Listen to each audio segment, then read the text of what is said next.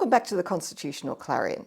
Today I thought I'd do a quick video about the relationship between the voice referendum and treaty. I don't know about you, but I've heard a few arguments in different directions about that relationship. Some people say that they're opposed to the voice referendum because they think it will prevent there being a treaty in the future and they'd rather have a treaty. And other people say that they're opposed to the voice referendum because they think it will cause there to be a treaty and they're not happy with what they think might be in the treaty. So, is there any basis to this? What is that relationship between the voice referendum and treaty?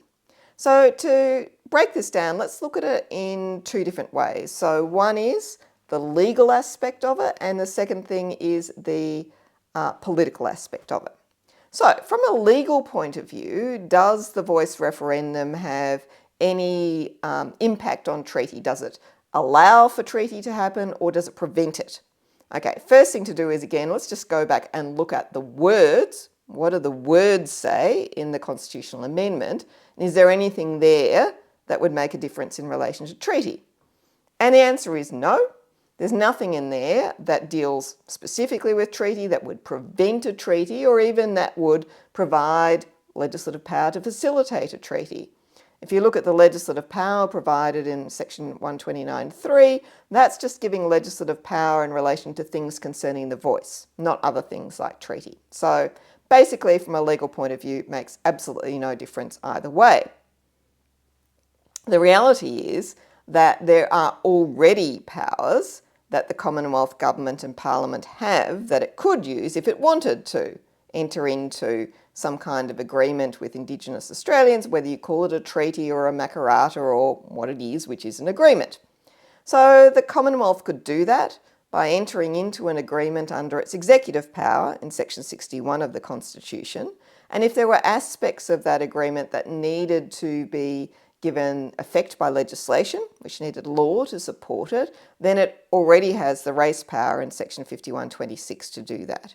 So the real issue here is not whether there's legal power to have a treaty. The real issue is of political will to have a treaty. And we know that in the past treaty has been raised. I think Bob Hawke did back in the 1980s, I think it was. But it's not ever got anywhere because of the lack of political will. So that leads us to the second question. Okay, from a legal point of view, this referendum does nothing, but from a political view, would it make any difference? Perhaps.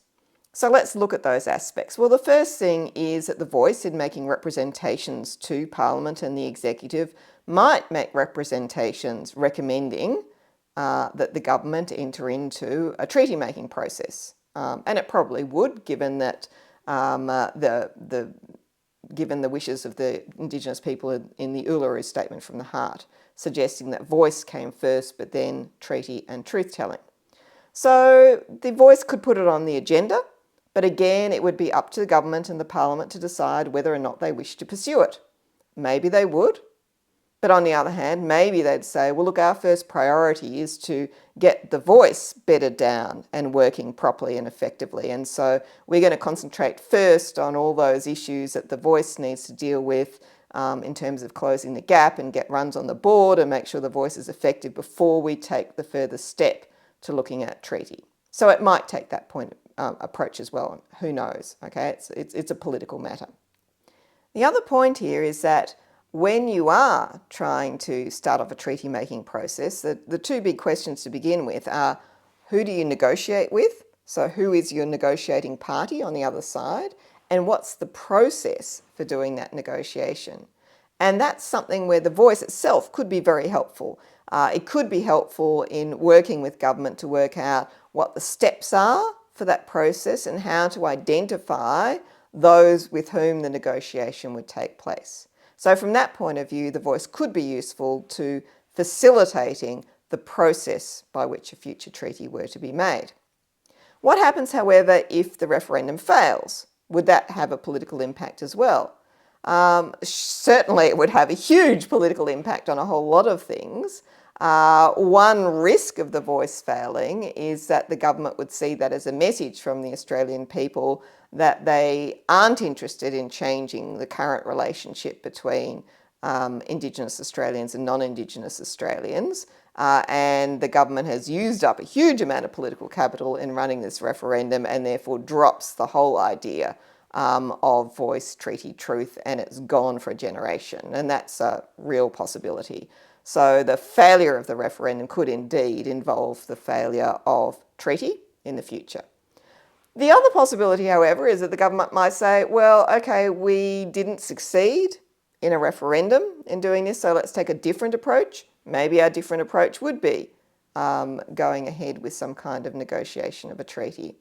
The problem is we just don't know. So it's not reasonable to be able to say that the voice referendum, one way or another, whether it succeeds or whether it doesn't, will have a particular impact on treaty and whether treaty occurs, because ultimately this all comes down to matters of politics in ways I think it's not reasonable to be able to predict the future. So, coming back to the original question, what is that relationship between treaty and the voice referendum? Well, from a legal point of view, whether or not the referendum succeeds has no bearing on whether or not the government can have a treaty with Indigenous Australians, because that power is there already and it's not going to be affected by the referendum. From a political point of view, yes, it may have some kind of an impact, but I think we're just not really certain what that impact will be. I hope that cleared it up for you a little bit. Thank you for watching the Constitutional Clarion, and I'll see you next time.